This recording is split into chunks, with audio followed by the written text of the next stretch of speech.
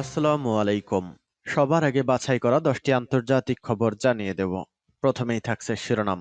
তবে তার আগে অনুরোধ থাকবে ভিডিওটিতে একটি লাইক দিবেন।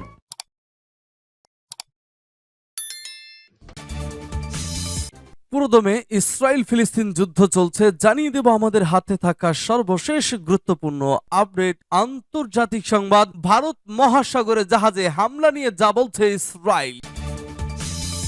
এরপর জানিয়ে দিব বৃষ্টিতে তলিয়ে গেল ইহুদিবাদী ইসরায়েলের রাস্তাঘাট। এদিকে কৌশল পরিবর্তন করে সুবিধা পাচ্ছে রাশিয়া। আরো জানিয়ে দেব নিষেধাজ্ঞা সত্ত্বেও মনোনয়নপত্র জমা দিলেন ইমরান খান। এবং সর্বশেষ জানিয়ে দেব এবার ভূমধ্যসাগর বন্ধ করে দেওয়ার হুমকি ইরানের। শুনছিলেন সংবাদ শিরোনাম, এখন বিস্তারিত। তবে তার আগে অনুরোধ থাকবে ভিডিওটিতে একটি লাইক এবং কমেন্টস করে জানিয়ে দিন আজকের এই ভিডিও সম্পর্কে আপনার মূল্যবান মতামত। আর অবশ্যই এই ভিডিওটি আপনার ফেসবুকে শেয়ার দিয়ে ছড়িয়ে দিন, আর জানিয়ে দিন আপনি কোন জেলা থেকে বা কোথা থেকে আমাদের সংবাদ শুনছেন এবং দেখছেন।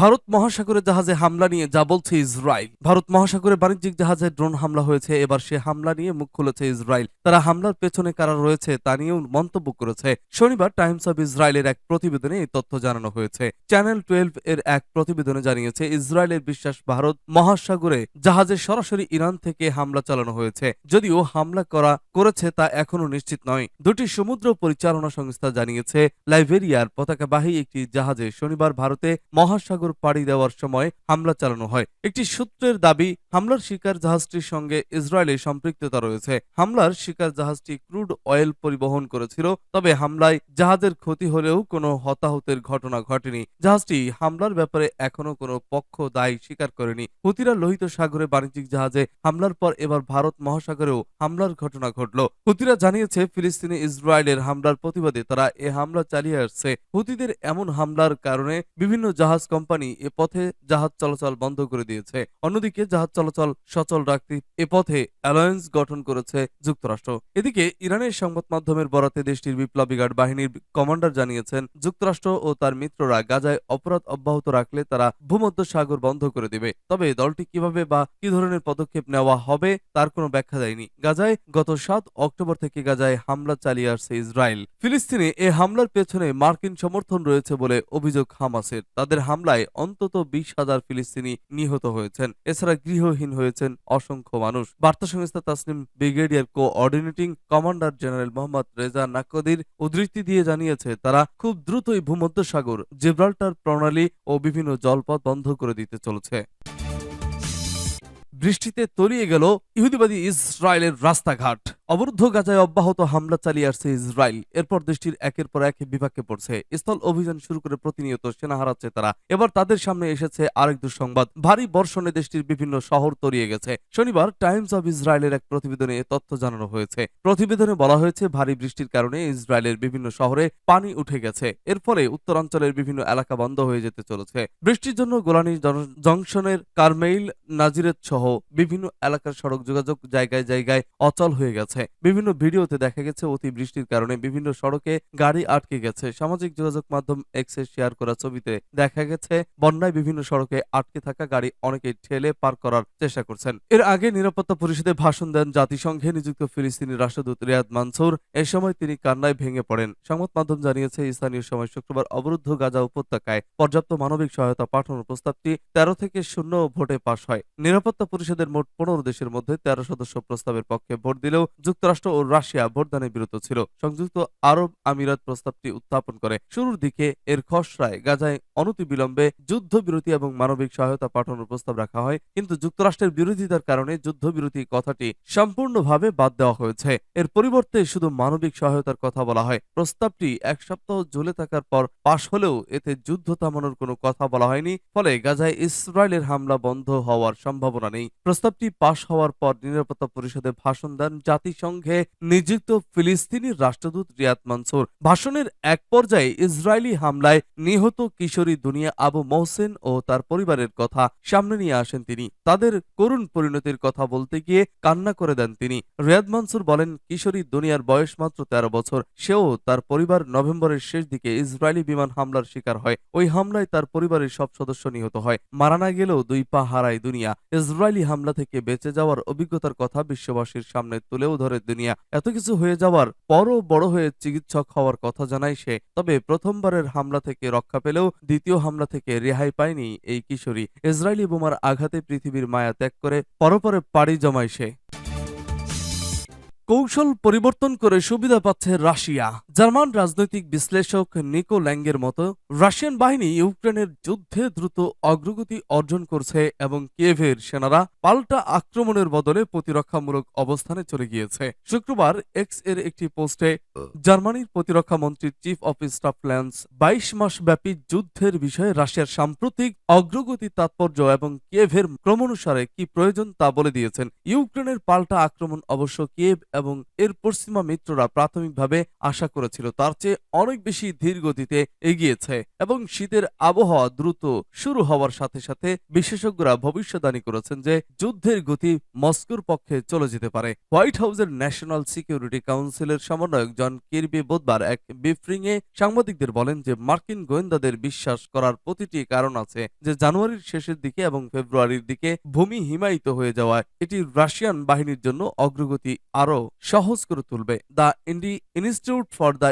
Study of War think tank ইউক্রেনের যুদ্ধের উপর বৃহস্পতিবারের মূল্যায়নে বলেছে যে কির্বির বিবৃতি তাদের নিজস্ব পর্যবেক্ষণের সাথে সামঞ্জস্যপূর্ণ ছিল।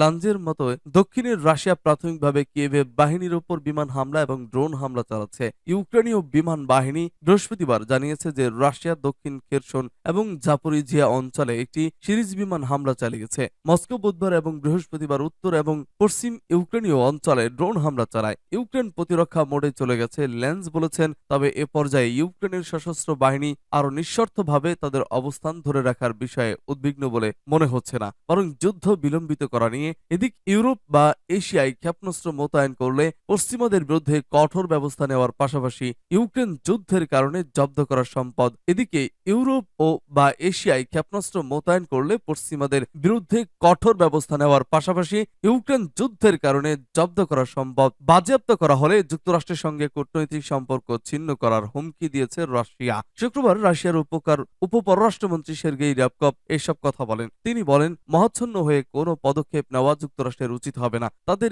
এটা মনে করা ঠিক হবে না যে তাদের সঙ্গে। র্যাবকভ বলেন, ইউরোপ ও এশিয়া প্রশান্ত মহাসাগরীয় অঞ্চলে মার্কিন যুক্তরাষ্ট্রের স্বল্প মাঝারি পাল্লার ক্ষেপণাস্ত্র মোতায়েন করার দ্রুত প্রতিক্রিয়া জানাতে প্রস্তুত রাশিয়া।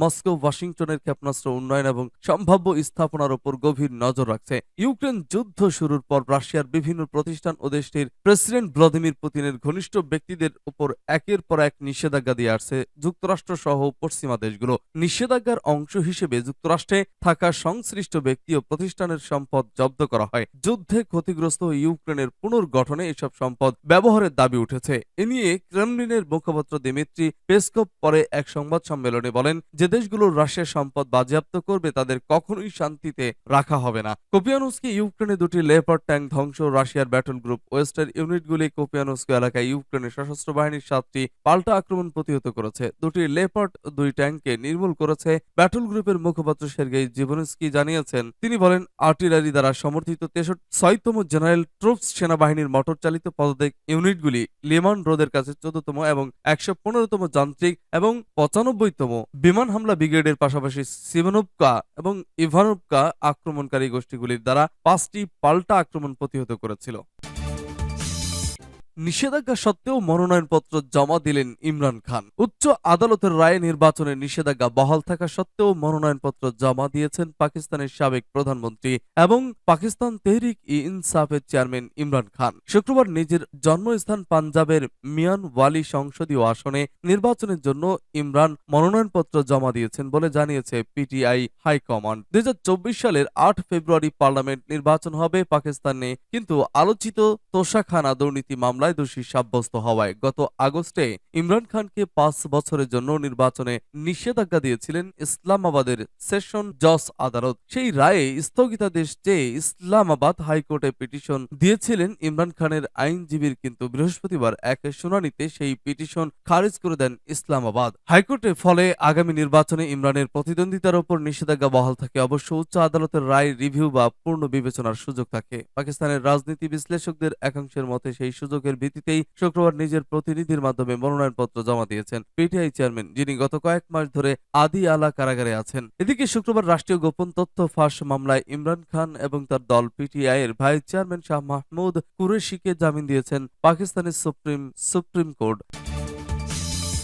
এবার ভূমধ্যসাগর বন্ধ করে দেওয়ার হুমকি ইরানের। এবার ভূমধ্যসাগর বন্ধ করে দেওয়ার হুমকি দিয়েছে ইরান। দেশটির বিপ্লবী গার্ড বাহিনীর কমান্ডার এ হুমকি দেন। শনিবার বার্তা সংস্থা রয়টার্সের এক প্রতিবেদনে এই তথ্য জানানো হয়েছে। ইরানের সংবাদ মাধ্যম জানিয়েছে, দেশটির বিপ্লবী গার্ড বাহিনীর কমান্ডার জানিয়েছে, যুক্তরাষ্ট্র ও তার মিত্ররা গাজায় অপরাধ অব্যাহত রাখলে তারা ভূমধ্যসাগর বন্ধ করে দিবে। তবে দলটি কিভাবে বা কি ধরনের পদক্ষেপ নেওয়া হবে তার কোনো ব্যাখ্যা দেয়নি। গাজায় গত 7 অক্টোবর থেকে গাজায় হামলা চালিয়ে আসছে ইসরায়েল। ফিলিস্তিনে এই হামলার পেছনে মার্কিন সমর্থন রয়েছে বলে অভিযোগ হামাসের। তাদের হামলায় অন্তত 20,000 ফিলিস্তিনি নিহত হয়েছেন। এছাড়া গৃহহীন হয়েছেন অসংখ্য মানুষ। বার্তা সংস্থা Tasnim brigadier coordinating commander general Mohammad Reza নাকদির উদ্ধৃতি দিয়ে জানিয়েছে, তারা খুব দ্রুতই ভূমধ্যসাগর, জিব্রাল্টার প্রণালী ও বিভিন্ন জলপথ বন্ধ করে দিতে চলেছে। ইরানের সঙ্গে ভূমধ্যসাগরের সরাসরি কোনো যোগাযোগ নেই, ফলে গার্ড সদস্যরা কি ধরনের পদক্ষেপ নিতে পারে তা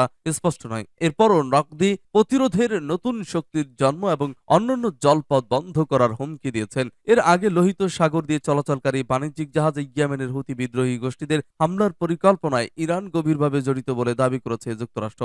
এসব বাণিজ্যিক জাহাজকে টার্গেট পরিণত করতে হুতিদের তেহরান গোয়েন্দা তথ্য সরবরাহ করেছে বলে দাবি ওয়াশিংটনের। এদিকে গত মাস থেকে লোহিত সাগরে হুতিদের হামলার কারণে এ পথে জাহাজ চলাচল বন্ধ করে দিয়েছে বিভিন্ন বিখ্যাত কোম্পানি। এমনকি এসব কোম্পানি আফ্রিকার হোপ অব কেপ ঘুরে অতিরিক্ত 3,500 নটিক্যাল মাইল পাড়ি দিচ্ছে। গত মঙ্গলবার লোহিত সাগরে বাণিজ্যিক জাহাজে ইয়েমেনের হুতি বিদ্রোহী গোষ্ঠীদের হামলা ঠেকাতে যুক্তরাষ্ট্রের নেতৃত্বে বহু জাতিক নৌজোট গঠনের কথা জানিয়েছেন ওয়াশিংটন।